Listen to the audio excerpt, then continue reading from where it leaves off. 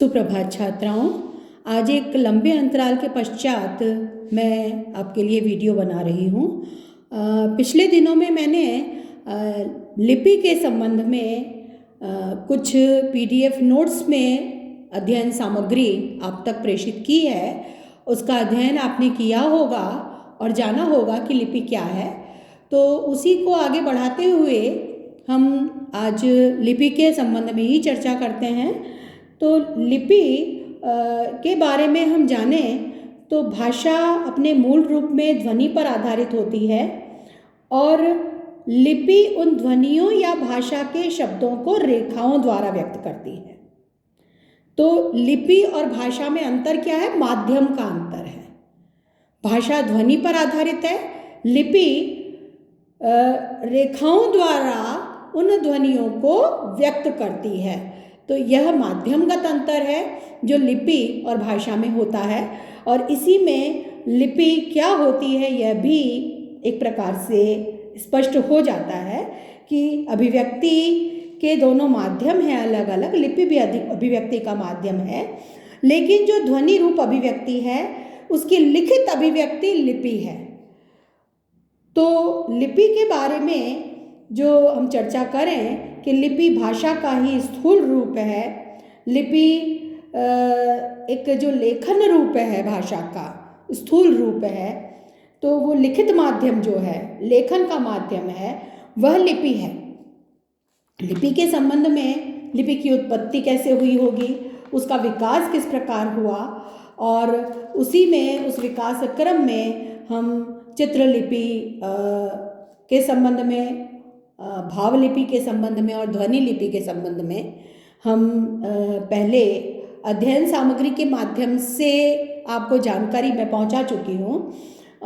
उसी चर्चा को आगे बढ़ाते हुए हम भारतीय लिपियों की बात करें तो भारत की लिपियों की बात करें तो भारत के पुराने शिलालेखों और सिक्कों पर हमें दो लिपियाँ मिलती हैं, ब्राह्मी और खरोष्ठी।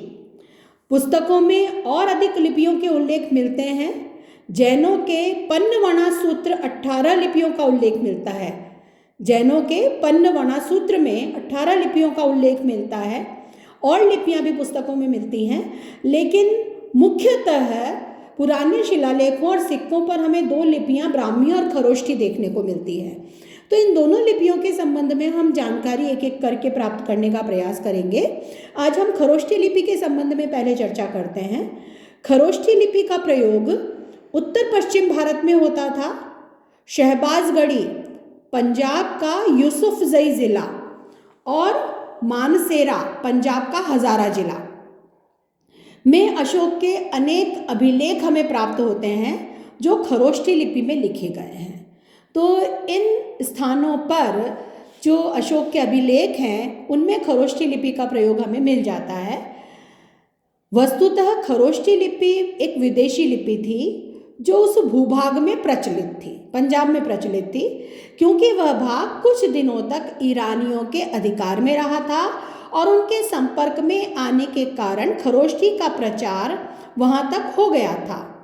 क्योंकि उस और यह लिपि प्रचलित थी, इसलिए अशोक ने अपने शिलालेख इस लिपि में भी लिखवाए। खरोष्ठी नाम के संबंध में हम बात करें कि खरोष्ठी नाम से क्या तात्पर्य है, नाम लिपि का क्यों पढ़ाई है, तो इसके बारे में भी अनेक अनुमान लगाए गए हैं। चीनी विश्वकोश में फा वान शुलिन के अनुसार, चीनी विश्वकोश फा वान शुलिन, उसके अनुसार किसी खरोष्ठ नामक व्यक्ति ने इसे बनाया था, इसलिए इसे खरोष्ठी कहा गया। दूसरा एक जो अनुमान इसके संबंध में लगाया जाता है वह है किसी खरोष्ठ नामक सीमा प्रांत के अर्ध सभ्य लोगों में प्रचलित होने के कारण इसे खरोष्ठी कहा गया। तीसरा अनुमान है इस लिपि का केंद्र कभी मध्य एशिया का एक प्रांत कशगर था और खरोष्ठ कशकर का ही संस्कृत रूप है। खरोष्ठ कशगर से संस्कृत में खरोष्ठ बना है, इसलिए खरोष्ठी है। चौथा अनुमान है प्राचीन युग में लेखन के लिए अनेक वस्तुएं काम में ली जाती थी, उनमें गधे की खाल भी एक होती थी। खर पृष्ठ गधे की खाल, खरपृष्ठ पर लिखे जाने के कारण ईरानी में इसे खरपोष्ट कहा गया। यानी गधे की खाल पर, खरपृष्ठ पर लिखी गई, इसलिए ईरानी में इसे खरपोष्ट कहा गया और वही आगे चलकर खरोष्ठी बन गया। इसी प्रकार से डॉक्टर प्रोजिलुस्की के अनुसार गधे की खाल पर लिखी जाने के कारण खरपृष्ठी और खरोष्ठी कहलाई। तो इसे विद्वान ने जिसने माना है उनका नाम है डॉक्टर प्राजिलुस्की, और उन्होंने कहा है खरपृष्ठी नाम दिया इसे गधे की खाल पर लिखे जाने के कारण, और खरोष्ठी कहा इसे फिर। डॉक्टर राजबली पांडे के अनुसार इस लिपि के अधिक अक्षर गधे के ओठ की तरह बेढंगे होते थे। ये आकार, अक्षरों की आकृति पर इन्होंने टिप्पणी की है कि गधे के होठ की तरह से बेढंगे अक्षर होने के कारण इसे खरोष्ठी कहा गया। डॉक्टर चटर्जी के अनुसार हिब्रू में से खगोशोथ का अर्थ लिखावट है, खरोशेथ। हिब्रू में खरोशेथ का अर्थ लिखावट है और इस कारण इसका नाम खरोशेथ पड़ा, जिसका संस्कृत रूप खरोष्ठ और उसी से बना शब्द खरोष्ठी है। ये डॉक्टर सुनीति कुमार चटर्जी ने माना कि हिब्रू में खरोशेथ का अर्थ है लिखावट, यानी लिखने का तरीका या लिखा जाना, और इससे इसका नाम खरोशेथ पड़ा और संस्कृत रूप खरोष्ठ और फिर खरोष्ठी बना। आर्मेयिक शब्द का खरोष्ठ और उसी का संस्कृत रूप खरोष्ठी है। तो ये कुछ अनुमान खरोष्ठी शब्द को लेकर के लगाए जाते हैं। हम खरोष्ठी की उत्पत्ति के संबंध में बात करें तो खरोष्ठी की उत्पत्ति के संबंध में विद्वान एक मत नहीं है। इस संबंध में हमें दो मत मिल जाते हैं। खरोष्ठी लिपि आर्मेयिक से निकली है और दूसरा मत है कि यह भारतीय लिपि है। दो मत हमें मिलते हैं कि यह आर्मेयिक लिपि से निकली है और दूसरा मत है कि यह भारतीय लिपि है।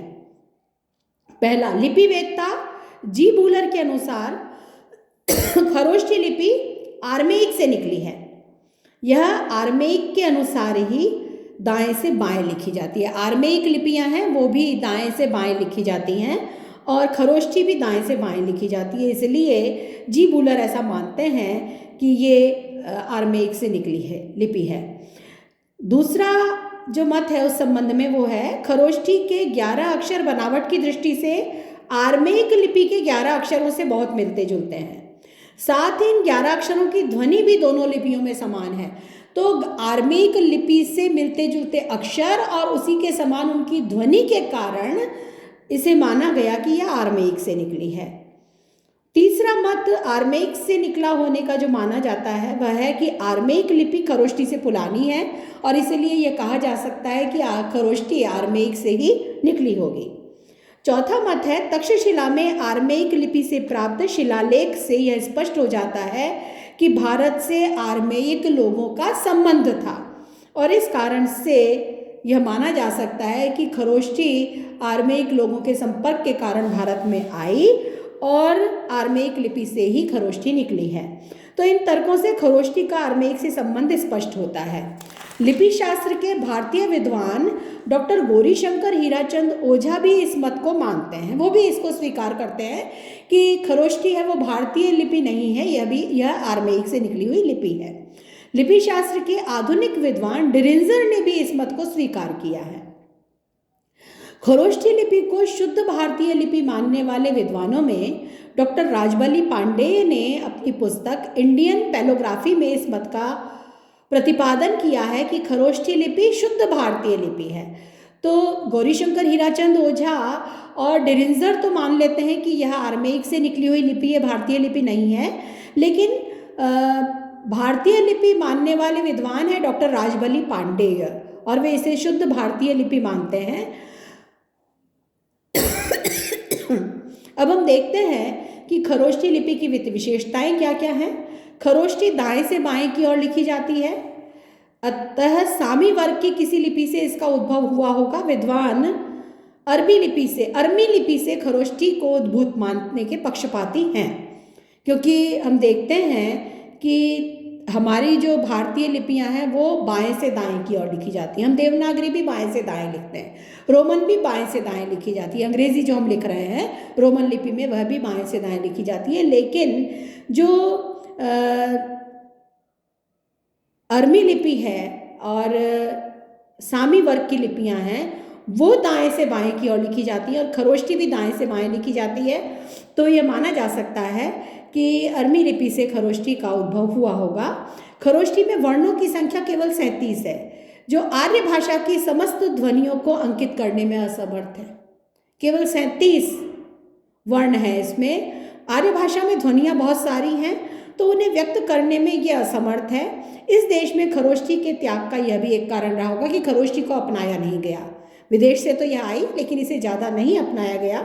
इसका बहुत बड़ा कारण एक ये रहा होगा कि यहाँ की भाषा की जो ध्वनियाँ हैं, जो हमारी बोलचाल है, उस बोलचाल में जो ध्वनियाँ हैं उन ध्वनियों को व्यक्त करने के लिए अधिक वर्णों की आवश्यकता होती है जो खरोष्टी में नहीं थे।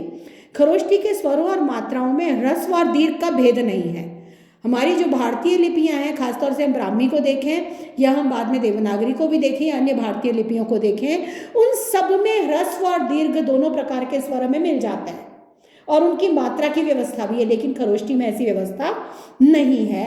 और जो भारतीय आर्य परिवार की भाषाओं का मुख्य लक्षण है कि ह्रस्व और दीर्घ अलग अलग स्वर और उनके लिए अलग अलग मात्राओं की व्यवस्था, तो वो हमें खरोष्टी में नहीं मिलती। तो यह भी एक इसकी एक अलग इसका लक्षण है। खरोष्टी में संयुक्ताक्षर लिखने की सुविधा नहीं है। हमारी जो भारत की लिपियां हैं उनमें संयुक्ताक्षर की व्यवस्था है। हम हिंदी में जो देवनागरी लिपि का प्रयोग करते हैं उसमें संयुक्ताक्षर का प्रयोग होता है।